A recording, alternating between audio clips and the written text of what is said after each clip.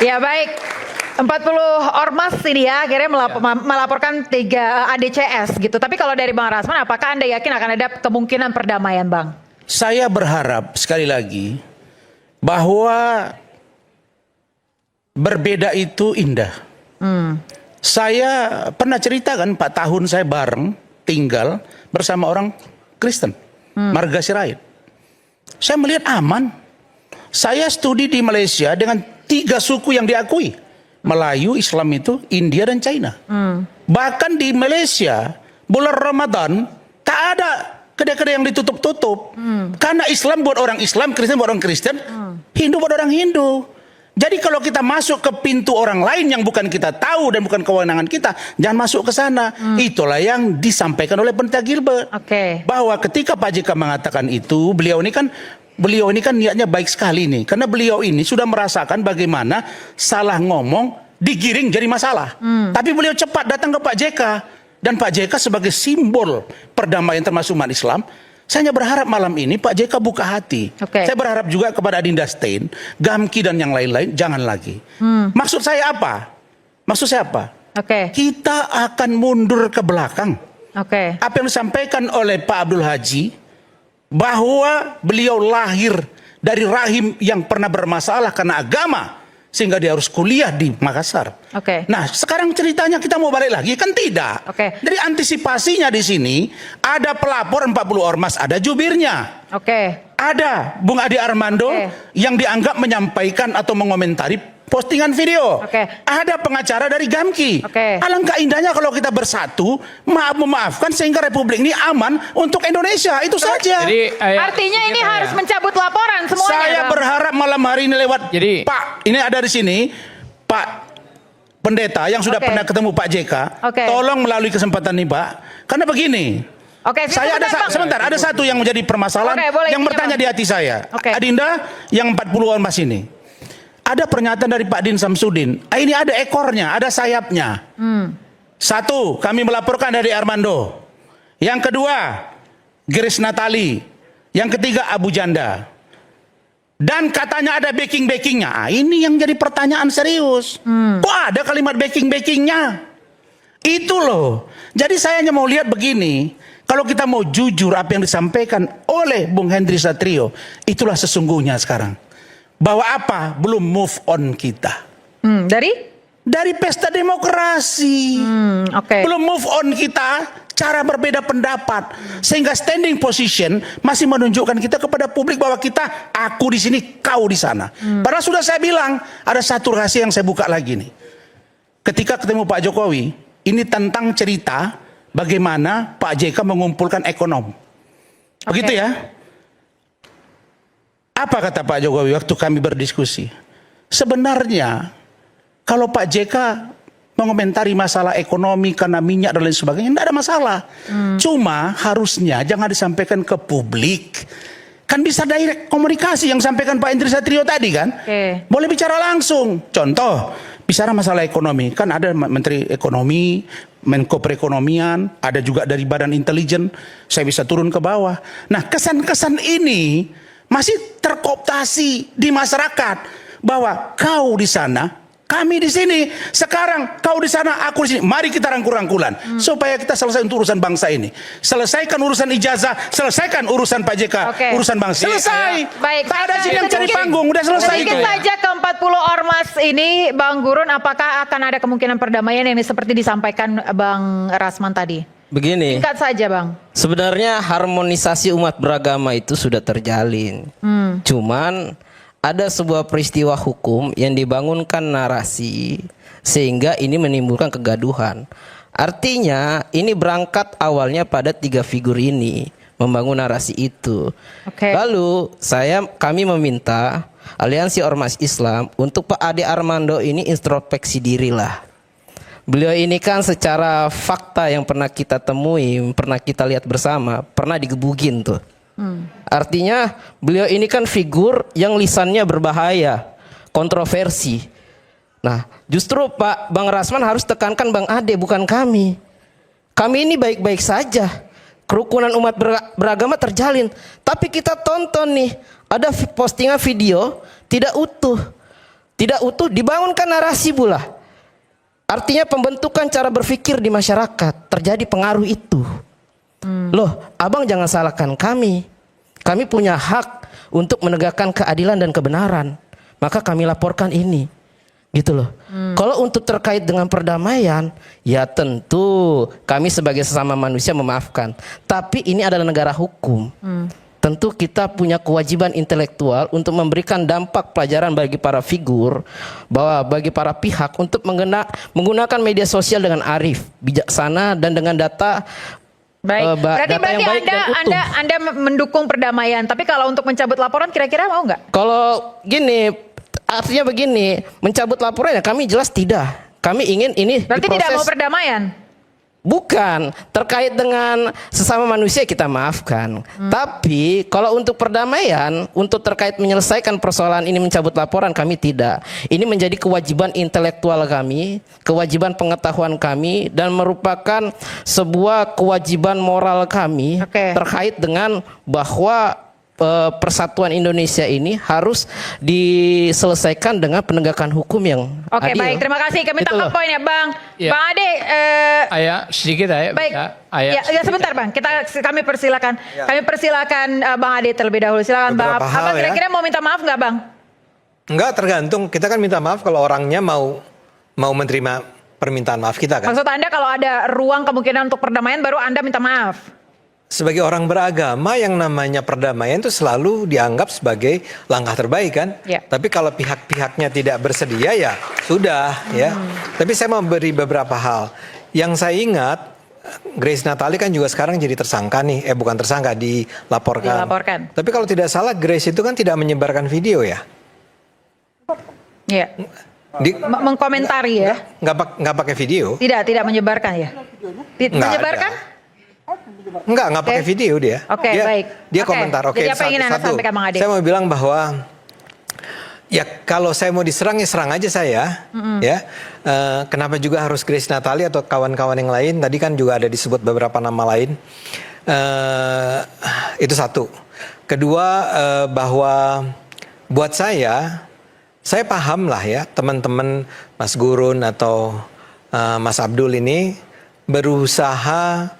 Mas Abdul sih enggak ya, karena kan juga tidak melaporkan saya. Tapi Mas Gurun dan kawan-kawan 40 orang ini itu berusaha memenjarakan saya. Itu menurut saya adalah sesuatu yang ya lazim saja.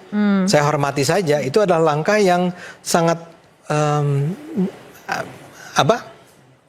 ya dalam demokrasi itu biasa-biasa saja. Iya. Kalau akhirnya saya juga dinyatakan bersalah, ya sudah, saya dinyatakan bersalah, saya mungkin masuk penjara, mungkin nanti Anda kalau mau menjenguk saya juga bisa nanti di penjara. Berarti Anda legowo, Bang Ade? Saya legowo karena saya yakin apa yang Anda lakukan itu adalah dalam prinsip Islam kita menyebutnya sebagai amar ma'ruf nahi mungkar. Berusaha menegaskan yang kebaikan dan mengalahkan kemungkaran. Tapi kita berbeda pendapat. Ya, dalam hal ini, saya melakukan ini semua, saya mengkritik Pak JK ya karena dari dulu saya adalah orang yang suka mengkritik. Ya, kalau Anda bilang kan ini dosen, iya saya dosen yang barangkali dari dulu dikatakan sebagai dosen yang bermasalah karena buat saya mengkritik rektor, mengkritik Pak Jokowi, Pak SBY, Bu Mega, partai, semua itu biasa saya lakukan. Saya tidak hanya mengkritik orang Islam, saya mengkritik siapapun ya. Misalnya dalam hal ada orang yang bilang, tapi Ade Armando ini cenderungnya menyerang Islam tapi tidak membela dan kemudian membela orang Kristen. Saya ingin ingatkan misalnya saya pernah ya ada sejumlah kasus di mana saya mengkritik orang-orang Kristen. Saya lupa siapa namanya, seorang tokoh Kristen yang mengatakan bahwa ada banyak ayat palsu di dalam Al-Quran dan itu harus diganti, dicabut. Saya juga mengkritik itu, ya. Saya nggak tahu, saya mungkin pernah mengkritik Pendeta Gilbert juga kali ya, barangkali ya. Tapi saya juga bisa membela Pendeta Gilbert di kesempatan yang lain. Saya bilang kepada semua teman-teman dan semua publik, ya kita biasakan kritik karena demokrasi ini hanya akan sehat kalau kita terbiasa saling mengkritik dan mendengar kritik tanpa harus marah-marah. Tanpa harus lapor, sana lapor sini gitu. Bahkan tadi saya katakan lapor juga. Nggak apa-apa. Walaupun menurut saya memang terlalu capek dong ya kalau apa-apa harus dilaporkan. Baik. Menurut saya juga saya termasuk orang yang mengatakan bahwa apa perlu ya melaporkan Pak JK dengan tuduhan menista agama atau apa gitu ya. Itu pendapat saya. Tapi teman-teman ini mau melaporkan, ya sudah. Nah kita bangun tradisi di mana kita bisa saling kritik, kita terima. Saya nggak akan saling membenci, mudah-mudahan ya. Dengan Pak JK juga begitu. Ya saya memang akan mengkritik Pak JK antara lain karena posisi politik dia berbeda dengan Pak Jokowi yang saya dukung kan. Oke. Jadi itu yang ingin saya katakan, tapi saya tidak berniat sedikit pun untuk memfitnah Pak JK, untuk mengadu domba, untuk memprovokasi, untuk menghasut. Tapi kalau Anda tetap percaya saya melakukan itu, ya juga nggak apa-apa. Kita serahkan aja ke proses pengadilan kan. Baik. Ya, saya ke Pendeta Gilbert. Pendeta Gilbert, menurut Anda apa sih makna perdamaian itu sendiri? Dan dalam kasus ini, kira-kira apa yang harus dilakukan untuk mencapai perdamaian itu sendiri? Jadi buat saya sih sederhana. Pelajaran yang bisa kita ambil yang pertama, bahwa jangan suka motong-motong video. Jangan, itu salah lah. Itu siapapun, yang pasti bukan Bung Ade, siapapun pelaku potong video itu salah gitu. Karena dia menghilangkan makna sebenarnya. Lalu yang kedua, ini khusus untuk influencer dan siapapun yang bermain dalam dunia media. Kalau dalam Alkitab dibilang gini, apa yang kamu tidak ingin orang lain perbuat kepadamu, jangan perbuat itu kepada orang lain. Jadi jangan menghilangkan maknanya gitu. Jadi kalau kita nonton film Hollywood, itu kadangkala di akhirnya kita baru tahu cerita awalnya. Oh tadi begini. Nah agak beda sedikit kalau film Indonesia, Bang Rasman. Jadi baru 5 menit kita udah tahu cerita akhirnya bagaimana gitu. Nah jadi belum tentu. Misalnya tadi Bung Stanley punya pertanyaan yang baik. Itu menurut Pendeta Gilbert salah nggak pernyataan Pak JK? Pasti salah. Tapi apakah Pak JK salah? Tidak. Seperti Bung Ade bilang, pernyataannya salah. Tapi siapa yang pertama koreksi? Pak JK itu sendiri. Makanya nontonnya sampai akhir kan kurang lebih gitu. Karena Pak JK kan bilang, semua kamu masuk neraka katanya. Nah, gitu. Jadi sebetulnya pernyataannya salah. Tetapi, ini yang saya bilang, para influencer jangan suka genit. Kalau lihat apapun, wah langsung komentar gitu. Santai dulu, cari dulu lengkapnya. Lalu komentarin boleh, tapi udah lengkap gitu. Karena yang paling nyerang saya waktu itu namanya almarhum Alvin Lim. Dia udah akhirnya kembali. Nah ke rumah Bapak di Sorong. Tapi dia nyerang. Waktu saya telepon saya bilang, Ko Alvin tahu nggak cerita benernya? Udah tahu belum? Nah saya kirim aslinya baru dia bilang, minta maaf pendeta. Ternyata enggak gitu. Karena kalau kita bilang seperti Bung Ade bilang, saya nggak nyerang Pak JK, saya nyerang pernyataannya. Paling tambahan saya buat Bung Ade sederhana.